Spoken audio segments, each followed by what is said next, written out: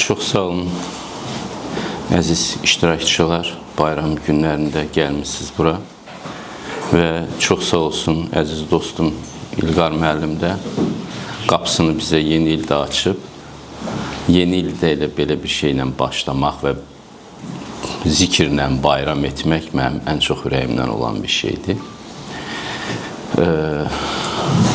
Sual da möhtəşəmdir. Bura nə vaxt gəlmişəmsə, ən əsas məni mövzu gətiribdir. Mövzu heç vaxt keçilməz olmur burada. Mənim həyat fəlsəfəm. Gerçəkdən cavan vaxtı, yəqin ki, hamı kimi 20 yaşlarımda çox böyük adam olmaq istəyirdim. Təxmin eləyə bilmirdim nə olmaq istəyirəm, amma alim olmaq istəyirdim. Hələ fizika ilə falan da məşğul olurdum. Sonra neysə yavaş-yavaş bu dəyişdi, fəlsəfəyə doğru getdi. 20'lerin sonuna doğru. Və bu şey bir neçə dəfə dəyişdi. Mən nə üçün yaşayıram? Bir neçə dəfə dəyişdi. Sonra bütün bu istəkləri, arzuları buraxdım. Amma fəlsəfədə də axtaranda xoşbaxtlığı axtardım. Məsələn, ən ilk oxuduğum Nietzsche idi. Gördüm ki, bu adam dəlixanada qutardı həyatını və əsərləri də depressiv idi. Oxudum onu və başa düşdüm ki, mən bunun kimi olmaq istəmirəm. Biraz Schopenhauer oxudum. 90'ların əvvəllərində çox populyar idi. Rusiya Dumasından belə statlarını tez-tez səsləndirirdilər. Və bu da diqqətimi cəlb elədi. Biraz da onu oxudum. Orada da depressiya. Orada da işıq yoxdur. Sonra elə həmən illərdə din təbliğatı var idi hər yerdə. İslama deyim ki, mən ən gec gəldim, çatdım. Birinci xristiyanlıqdan başladım. Küçədə İncil satırdılar. London nəşri çox balaca hərflərlə idi, amma çox nəfis bir nəşr idi. Yalvardım, yaxardım, verdilər mənə o kitabı. Birinci onu oxudum. Sonra Krishnaitlərə rast gəldim. Bhagavad Gita'nı oxudum. Ondan sonra Buddanı oxudum. Artıq rus tərcümələri var idi. 72-ci ildə belə bir kitab çıxmışdı, Şərq fəlsəfəsi. Belə Zərdüştü oxudum, ora, bura. İslama ən axırda yaxın gəldim. Bir də bir uçurum yaranmışdı mənim içimdə. Həm oxuduqlarımız, həm müəllimlərim dolayısıyla, həm təqdimatlar dolayısıyla yetərli qədər bir uçurum yaranmışdı İslamla bağlı məndə. Ona ən gec gəldim, çatdım. Hardasa 40 yaşlarımda. Və ona qədər artıq müdafiə eləmişdim, alimlik adı almışdım. Amma əsl alimliyim onda başladı mənim. Oturdum və səhər axşam başladım Quran oxumağa. Odur, budur. 20 neçə ildə artıq dəqiq deyə bilmərəm. 2001-dən təxminən bu yana hər gün Quran oxuyuram və Quranı anlamağa başlayınca, orada açarlarımı tapdıqca geri dönüb şərq fəlsəfəsini bir də oxumağa başladım, hələ də oxuyuram. Bax, məndə proses belə gedir. Və niyə görə onları oxuyuram? Çünki bu kitablarda xoşbaxtlıq var. Bir Zen ustadının yanına birisi gəlir, bir video görmüşdüm. Ustadının yanına birisi gəlir, yəqin ki, sual vermək istəyir ona, qərblidir, tələbədir. O da elə ona baxır, gülümsünür, baxır, gülümsünür. Sonra birdən əlini atır onun alnına, qaşlarının düyünlənmə yeri var. Məndə də düyün yaranıb da o axtarışda olan illərimin nəticəsidir. Burada bir çapıq da yaranıb məndə. Əlini atır, belə düyünlərini belə açır ki, və heç nə də demir. Ya görünür ki, dilini də bilmir də. Mənim o qədər xoşuma gəldi ki, müdriklüyü bu torpaqlarda biraz da yanlış təbliğ eləyiblər. Müdriklük az qala dərd çəkməkdir. Füzulinin belə heykəlini qoyublar, belə qaşları da uçur göyə. Pis mənada demirəm, o dərd şeyi, o ağlaşma, o fəlakət, bu oturubdur adamların psixikasına və elə görünür ki, insan həqiqəti tapanda böyük dərdlər çəkir. Yox, insan həqiqəti tapanda böyük yük çəkəcək. Bu ilə razıyam. Çiynində izi də qala bilər yükün. İnsan həqiqəti tapanda böyük yük çəkəcək, amma dərddə, zillətdə olmayacaq. Gerçəkdən böyük sözdür ki, zillət bizə yasaqdır. Amma belə bir yanlış anlaşma var da ki, güya insan ağıllandıqca bütün dünyanın dərdini çəkir, çox belə depressiv olur. Qətiyyən elə deyil. İnsan həqiqətə çatınca onun alnındakı o düyün açılır, onun üzü gülür şükranlıqdan. Həqiqətlə təmasdan hədsiz dərəcədə bir hüzur tapır. Həqiqəti hətta belə axtarın, hüzurla. Hüzur yaranırsa, biraz da çox qazın oranı. Biraz da çox qazın hüzurun lap mənbəyinə yaxınlaşacaqsınız. Həqiqəti hüzurla axtarma, həqiqəti dərdlə axtarırlar və tam yanlışdır. Elə olsaydı, mən Nietzsche'ni seçərdim. Və ona görə də şərq fəlsəfəsinə qapıldım və odur budur, şükür Allaha, xoşbaxtam o ilə. Çünki bu kitablarda böyük bir sevinc var, böyük bir güc var. Həqiqətən də Allahı zikr etməklə hüzur tapa bilir ancaq qəlblər. Başqa yolu yoxdur. Allah insanı belə yaradıbdır. İnsan nə qədər ki Allahı tapmayıb, onun qəlbi eşqdə yarından uzaq düşmüş adamın qəlbi kimi bürüşmüş olur. Dərd çəkir. Onun dərmanı Allahdır. Mütləq dərd çəkəcək. Biz yaşaya bilərik, Allahsız da yaşaya bilərik. Nə olub ki belə mütləq elə dinin propagandası ilə məşğulsuz, mənə tez-tez deyirlər. Allahsız da insan xoşbaxt ola bilməzmi? Baxın, necə xoşbaxt olur. Bu yaxınlarda maraqlandım, gənclərin bir çoxsu antidepressant içir, xəbəriniz varmı? Alışıblar. Dünya üzrə maraqlandım, dəqiq statistika aparmırlar, amma 20 milyard dollara yaxın hər il antidepressant satılır. Özdə bilirsiniz, hansı ölkələrdə daha çox xərcləyirlər onu? Amerikada, Kanadada, Avstraliyada, İslandiyada.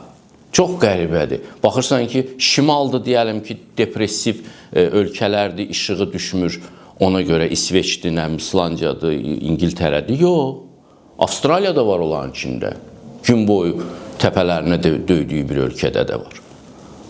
Kanadada da var. Amerikada da var. Az qala 20%-ə yaxınlaşır əhalinin. Az bir şey deyil. Niyə görə? Çünki yarada bilmirlər burada dopamin, serotonin, noradrenalin. Nə gücləri var, nə enerjiləri var, nə sevincləri var, nə dayanıqlıqları var stresə qarşı. Yıxılırlar həmən. İnsanın gücü yoxdur, çünki insanın Allahı yoxdur. Ya bəs siz yaşaya bilirdiniz? Niyə bu qədər medikamentoza ehtiyac hiss elədiniz?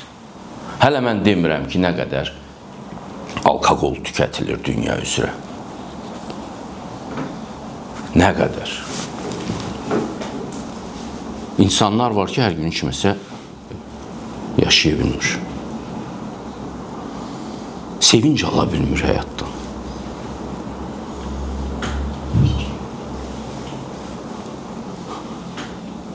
Möminə içmək ona görə yasaq deyil ki, təkəbbüründən. Çox insanlar görürəm, belə təmizliyin özünü də təkəbbürə döndəriblər. Mən içmirəm. Nə olar, sən içmirsən, içmədə haykü niyə salırsan ki? Sən içmirsən, içmədə haykü niyə öyünür axı? Bu yazıq içir ona görə ki, başqa sevinç tapa bilmir. Sən tapmısan Allahı, nətərsə bölüş də yazıqdır.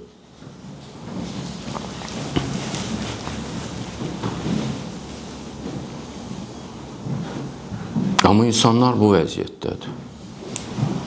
Konsert, yüksək səslə musiqi, çox yüksək səslə qulaqların pərəsi dağılana qədər unutmaq istəyir özünü. Yarada bilmir özündə sevincisi və enerji də yarada bilmir. Siz təsəvvür edin, Budda yazır ki, müdrik adamı bundan tanıyarsınız. Hüzuru var, enerjisi var. Enerji nə üçündür? Xidmət üçün. Hardan alacaqsan o enerjini? O sənin beynində yaranmalıdır. Beyin də ancaq Allahı zikr eləyəndə onu yaradır. Xoşbaxt olur. Kimin iti varsa bilir, sahibini görəndə elə xoşbaxt olur, elə xoşbaxt. Bəzən video çəkirlər ki, 6 aydır, 3 ildir sahibini görmür, it nə cür atılıb düşür. İstismar eləyirlər duyğuları. Mənki yarım saatdan sonra o cür atılır düşür. Get ginən 2 saatlıq çıx ginən, qayıdıb gələcəksən, o səni yenidən tapmış kimi sevinir. Və deyir, tomografiya eləyiblər, baxıb görüblər ki, onun itin beynində o sahələr aktivləşir ki, insan öz sevgilisini görəndə o sahələr aktivləşir. İtin burnuna qoxusunu veriblər sahibinin və yad qoxular veriblər. Həmən sevgilisini görürmüş kimi hiss yaranır. Beynində xoşbaxtlıq yaranır. İtdə çox böyük ayə var insanlar üçün. Bilmirəm, müsəlmanlar arasında it o qədər populyar deyil. Mənə də yazırlar, utanmırsınız, it saxlayırsınız evdə.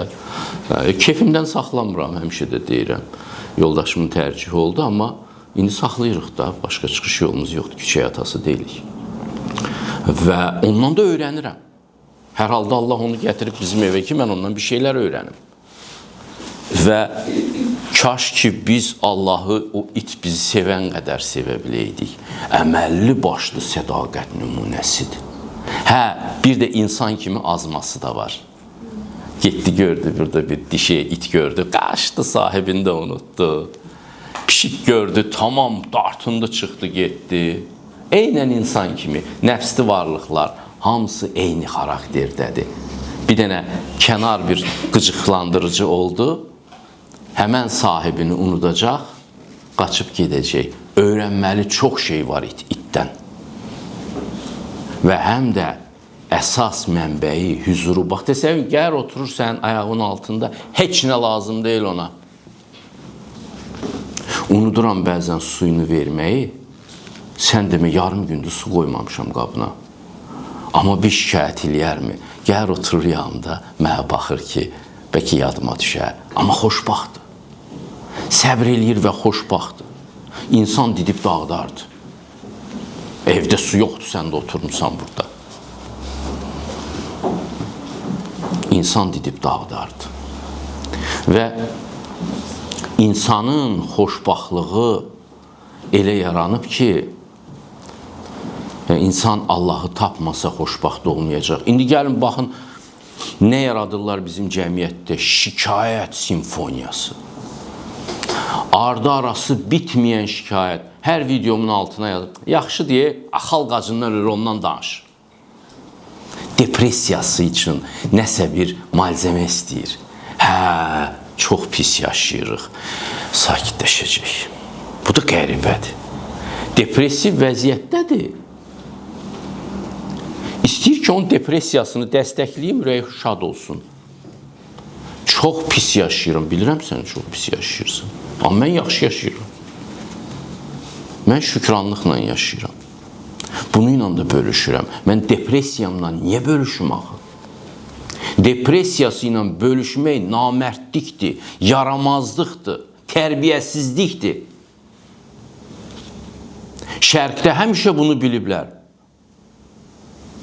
Qərbdə bunu təzə-təzə öyrənirlər. Çıxırlar küçədə, hamının üzünə gülümsünürlər. Şərqdə bunu həmişə biliblər. Atası rəhmətə getsə belə, balası rəhmətə getsə belə, Yapon işçilər işə çıxacaqlar və üzlərində lazım ifadə olacaq. Sifət asmayacaqlar. Çünki başqalarının günahı yoxdur ki, sən dərd içindəsən. Onu yoluxdurmaq nə deməkdir? Var elə yoluxduranlar. Xəstədir, xəstəliyini yoluxdurur. Təhlükəli xəstəliyini belə yoluxduran axmaqlar var, manyaklar var. Bu da həmçinin Kafkalar, Dostoyevskilər, Gogollar depressiyalarını yayırlar. Yaxınlarda ağsaqqal bir filosof çıxdı, 2 dənə depressiv müəllif adı çəkdi. Gogol'u, Kafkanı, bir də Nietzsche'ni deyir. Birindən deyir, həyatı öyrənmişəm, o birisindən insanı öyrənmişəm. İstədim deyəm, elə ona görə bugün də səndə. Budda sənin haqqında deyərdi ki, qoca Hacı Leylək balığı olmayan göldə son günlərini yaşayır. Yoxdur orada balıq. Gölüvü də tapa bilmədi.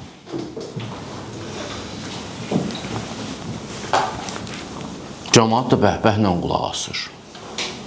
Bu qədər yaşayıb, bilə bilmirsən ki, Kafka xəstə idi, sən bundan nə götürürsən?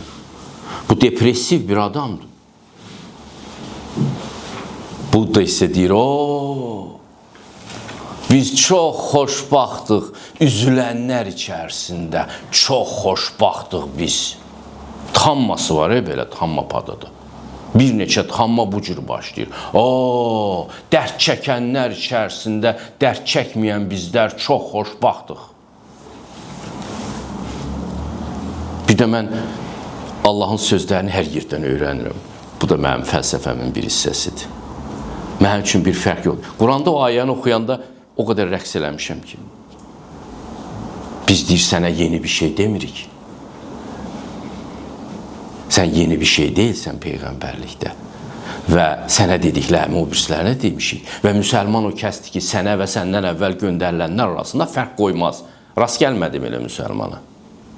Qıcıqla rastlaşdılar mənim Buddadan, Konfutsudan sitat gətirməyimi. Amma mən onlara girdim, gördüm, bu Allahın lütfü burada da var.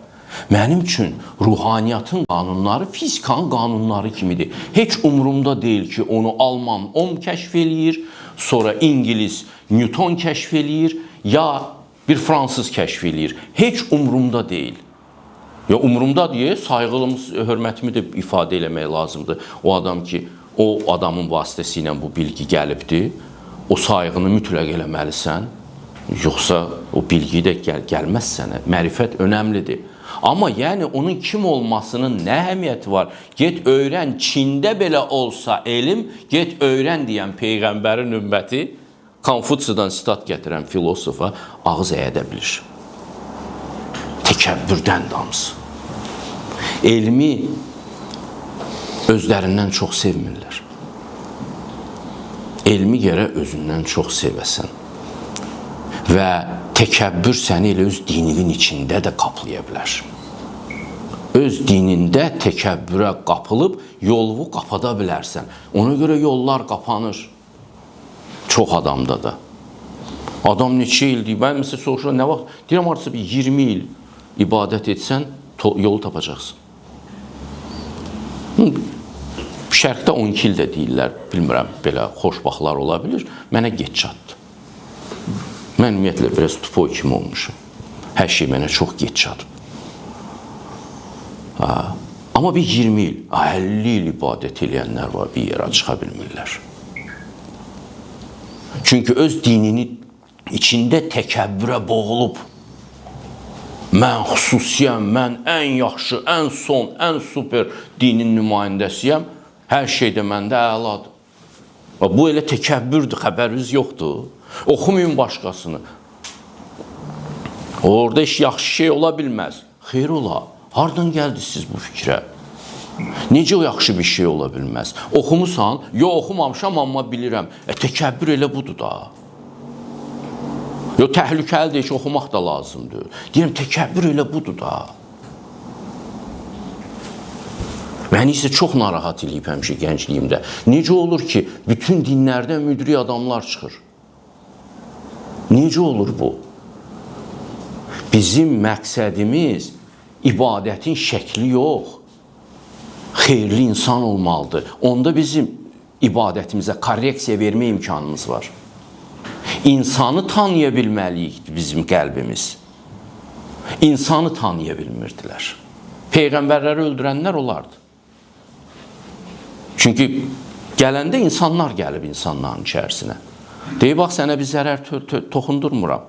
Deyirəm ki, tərəzivi düz tut. Deyirəm ki, ikili standartla yanaşma cəmaata.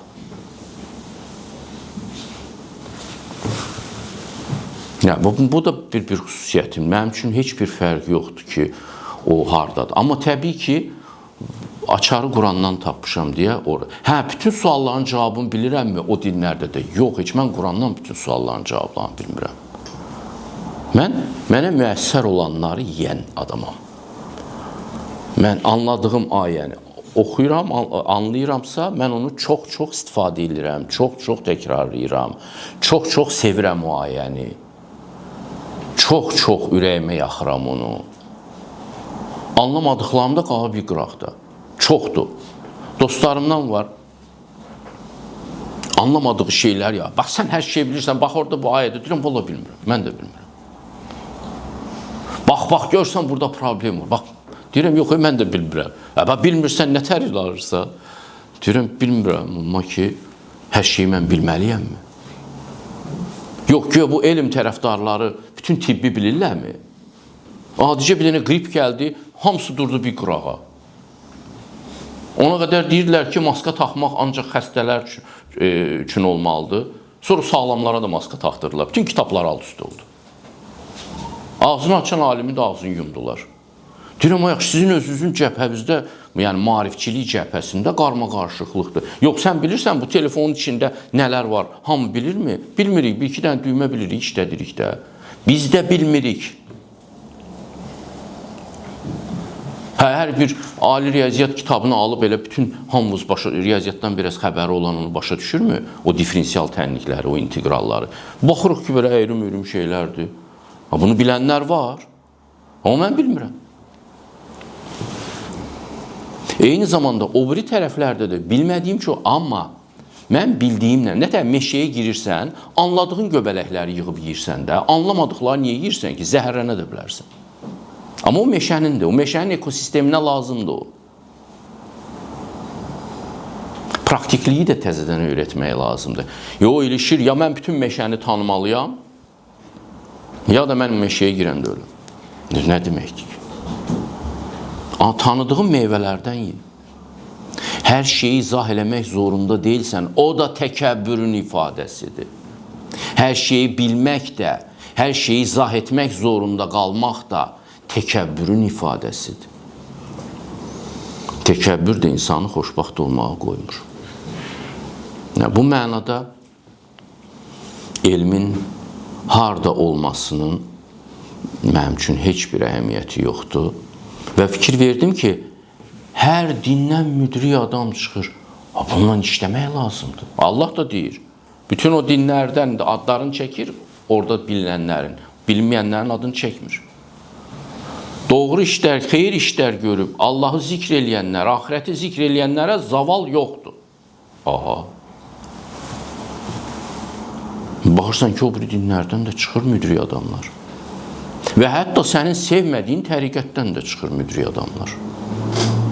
Özü cilovlayıb. Nə qədər ehtiras buraxırlar kinə, küdurətə, ayrımçılığa. Çoxlu enerji xərcləyirlər. Ona görə işləməyə də, xidmət eləməyə də enerjiləri qalmır. Qeybət də onun çoxsu. Qeybət xarakterlidir. Ayrımçılıqları çəkmək, cizgilər üzərinə enerji. Amma gerçəkdən insan həqiqətlə həşr nəşr olubsa, həqiqəti sevirsə, həqiqət də onu sevirsə, onun enerjisi də yaranır işləməyə. Mənim ustadım Asifata, o da bir tam başqa bir maraqlı adam idi. Onda qüsurları var idi, amma ondan mən çox şeylər öyrənmişim. Bir dəfə belə yarı depressiv hala düşmüşdüm. Gənc idim də, hər şey mənə sıxırdı.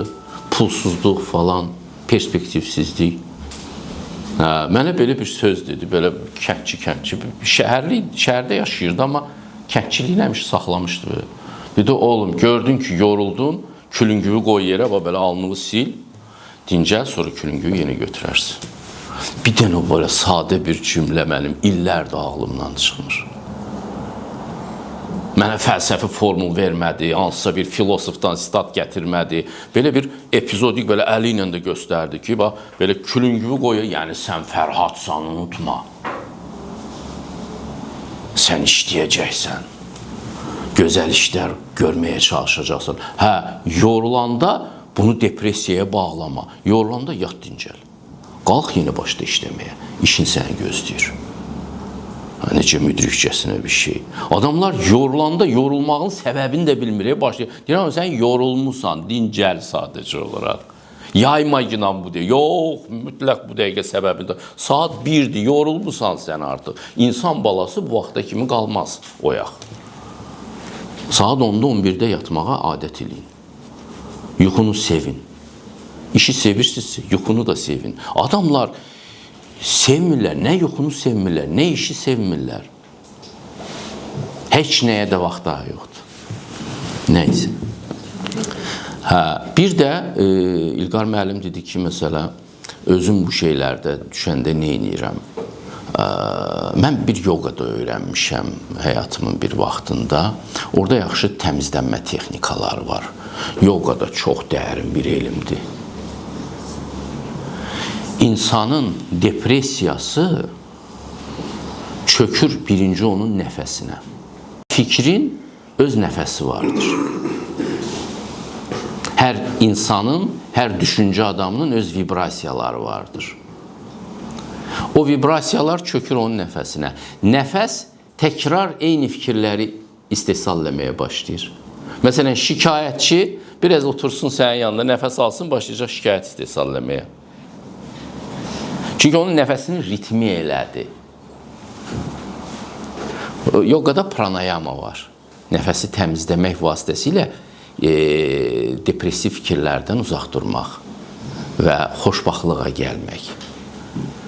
Bir də şərq fəlsəfəsində bu fikir var ki, bədbəxtlik kir kimi bir şeydir, psixoloji kirdir. Onu yuyub təmizləmək lazımdır. Onu yuyub təmizləyirsən, altından xoşbaxtlıq özü parlayır. Onu çağırmaq lazım deyil, yaratmaq lazım deyil. O sənin fabrik ayarlarındadır. Məsələn, uşaq ac deyilsə, onu bir şey incitmirsə, sıxmırsa ayağını, əlini, o mütləq xoşbaxt olmalıdır. Və insan da belədir. Amma insan gəlib ona çatıb ki, ac deyil, amma yenə xoşbaxt deyil. Çox adama deyirəm, qəhvaltı yemisən bu sabah? Şikayət eləyənə. Nahar eləmisən? Deyir, hə. Niyə xoşbaxt deyilsən ki? Valla bir o anekdot var idi, deyəcəkləmişməm, nə anekdot danışır.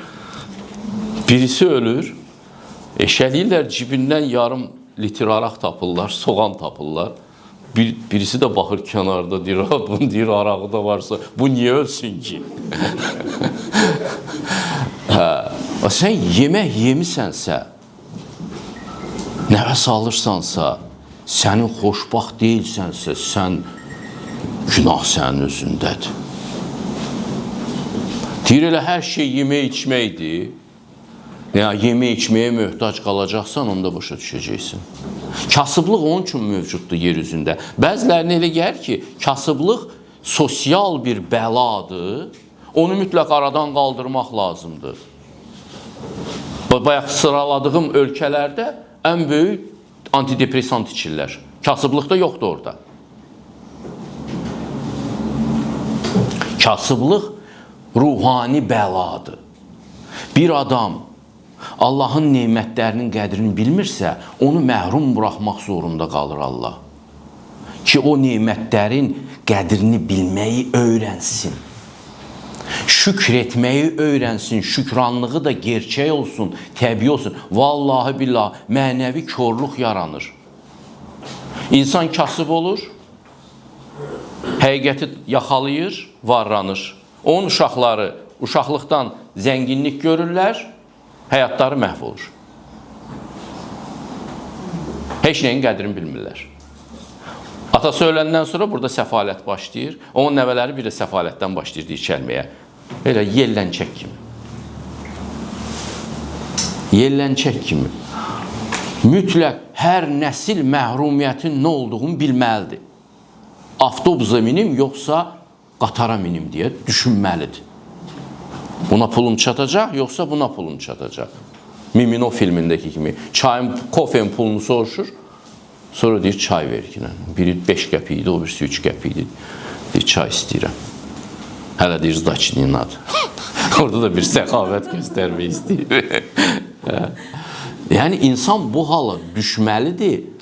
Bu nə üçün lazımdır? Bir damla suyun əhəmiyyətini bilmək üçün, xardal toxumu boyda olan xeyrin, xardal toxumu boyda olan şərin fərqindəliyinə yetişmək üçün kasıblıq adlı bir nemət mövcuddur. Deyəcəklər bunu qulaq asa, buna bax, nə tər deyir, hökumət işləyir, kasıblığı reklam edir. Mən neyniyim?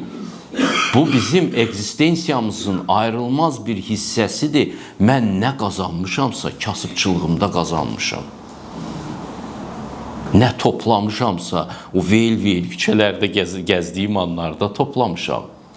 Həyatın qədrini insan fəqir olanda bilir. Maalesef zənginlikdən buna yol tapmaq çox çətindir. Demirəm mümkünsüzdür, amma çox çətindir. O yoldur. Bir çox insanlar, bax, yaxşılıq nədir? Yaxşılıq, böyük bir məhrumiyyət içində olan adama Allahın sevgi mesajını verir. Bir tikə çörək verirsən ona, kövrəlir, ağlayır. Dönər verirsən, kövrəlir, ağlayır. O məqam üçündür. Sən onu qaldırası dözsən. Sən onu işlə təmin eləyəsi deyilsən. Sən onu onu Allah eləyəcək. Səndən onun qəlbinə o toxunuşu eləməkdir. Səndən kimsən ki, cəmaatı zənginləşdirəsin? Cəmaatı kasıbçılıqdan çıxarasın. Ehtiyatlı olun. Siz də batırarlar. Çıxara bilmirsiniz zaten. Bir çox eksperimentlər danışıblar mənə, məsəl üçün, gəl bu adama kömək eləyir, adam bir də batır. Kömək eləyir, adam bir də batır. Çünki o elə belə batmış, səbəbi var ki, o batır. Sən ona yalnız mərhəmət göstərə bilərsən. Ki, Allahla rabitəsi bərpa olsun. Onu çıxaranda Allah çıxaracaq. Və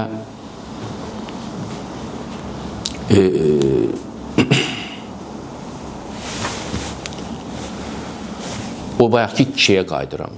Xoşbaxtlıq, bədbəxtlik kir kimidir insan qəlbinin üzərində. Ona görə də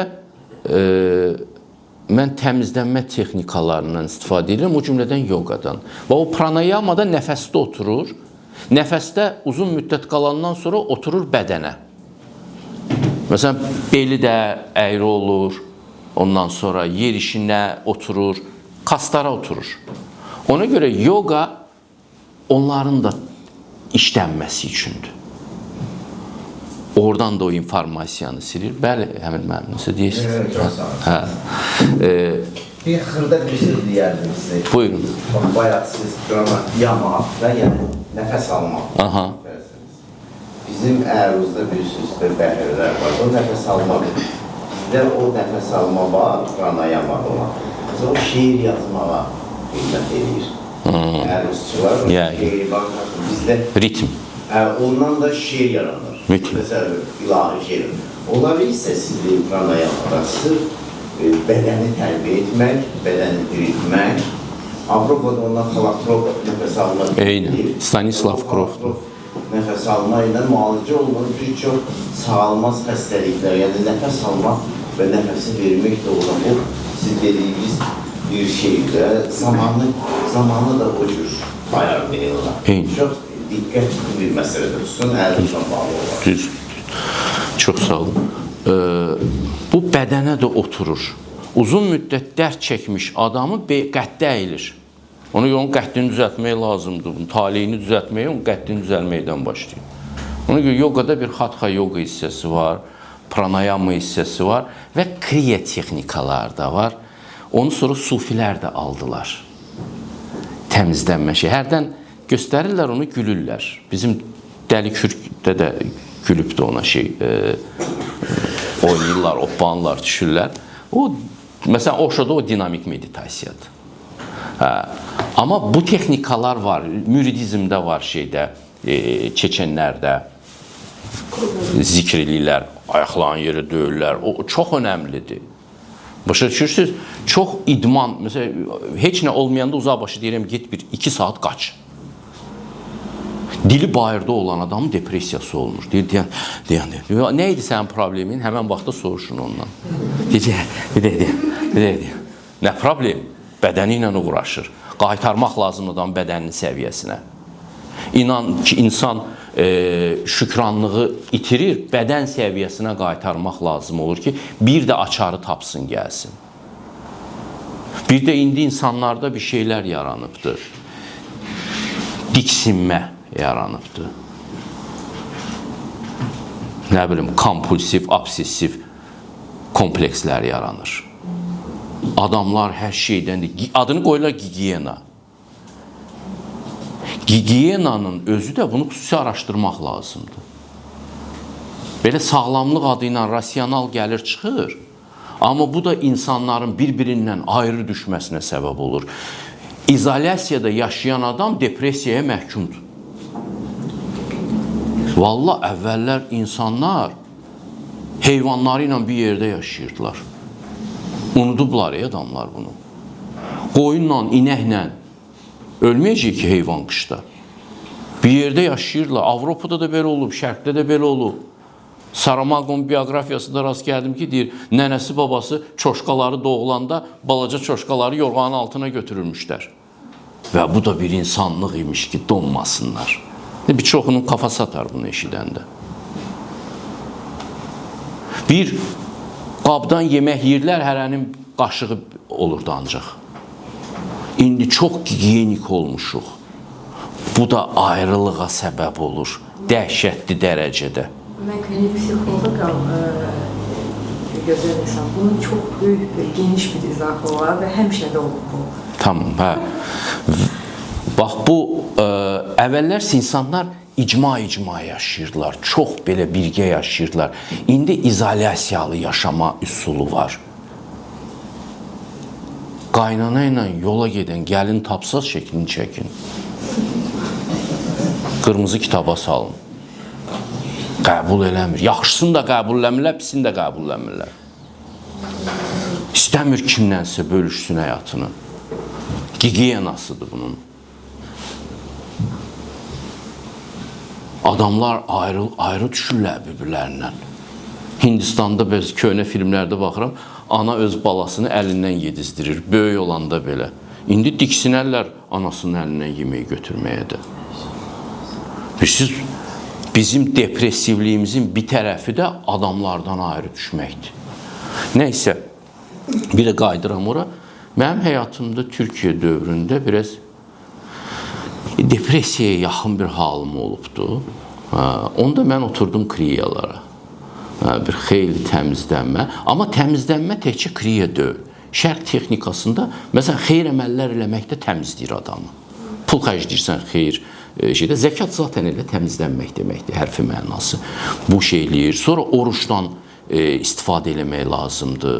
Olub məndə çox uzun dövrlər, mən peş-peşə, arxa-arxaya, məsələn, oruç tutduğum vaxtlarım olubdu. O da çox yaxşı təmizləyir. İnsan təmizlənə kimi xoşbaxtlıq qayıdır. Və mən bunu tapdım. Ki, depressiyadan çıxmağın yolu təmizlənməkdir, köhnə şeyləri buraxmaqdır. Bunun üçün yogadan da istifadə edirəm. Və o təmizlənən kimi ilkin ayarlar xoşbaxtdır. O Quranda ayə var, mən sizi bədbaxt olasınız deyə yaratmamışam. Biz xoşbaxtlıq üçün, xidmət üçün yaranmış varlıqlarıq və əgər bədbəxtlik bizə doy gəlibsə, bu zahiridir. Bu periferikdir. Ən dərindəki deyil. Ən dərindəki ilə bunu bərpa eləmək mümkündür. Və başqa bir sirrim falan yoxdur. Bax, bu təmizlənmədən çox istifadə eləməyəcək. Ən fərqli üsul, o üsulu, bu üsulu, hamısını eyni vaxtda. Bu adamı formada saxlayır. Bu ilhamlı bir vəziyyətdə saxlayır. Əks halda insan tez köhnəlir. İnsan elə yaradılıb ki, baxın, o hər gün mütləq yuyunmalıdır da, yoxsa kir basır onu. İnsan ruhu da elədir. O bir vəziyyətdə qalma, o təmizlənməyin yollarını tapmalıdır ki, həmişə sağlam qalsın. Sağlamlıq təmizliklə bağlıdır, təmizlənməklə bağlıdır. Bu depressiya ilə mənim mübarizəm yalnız var. Bir də meditasiyalar var. Ağlın təmizlənməsi, zikir. Onu da eləyirəm. Təbii ki də namaz da bunun içindədir. Gedirsən, yapışırsan Allahın ayaqlarından, tapşırsan özünü ona. O da çox yaxşı. Adam təmizləyir, sakitləşdirir. Metodlar var, o metodlardan yararlanmaq lazımdır ki, və təmizlənəndə sənin yolun da sürətlənir. Məsələn, kirli halda 10 il gedəcəyin yolu təmiz halda 6 aya gedə bilərsən. Məsələn, yolda nə ilə ölçülür? O həqiqətlərə ki, əvvəl boylana bilmirdin, onlara daha rahat boylanırsan. Bir də xoşbaxtlıq duyğusunun qradasiyası artır. Məsələn, gördüyün sənə çox həzz verə bilir.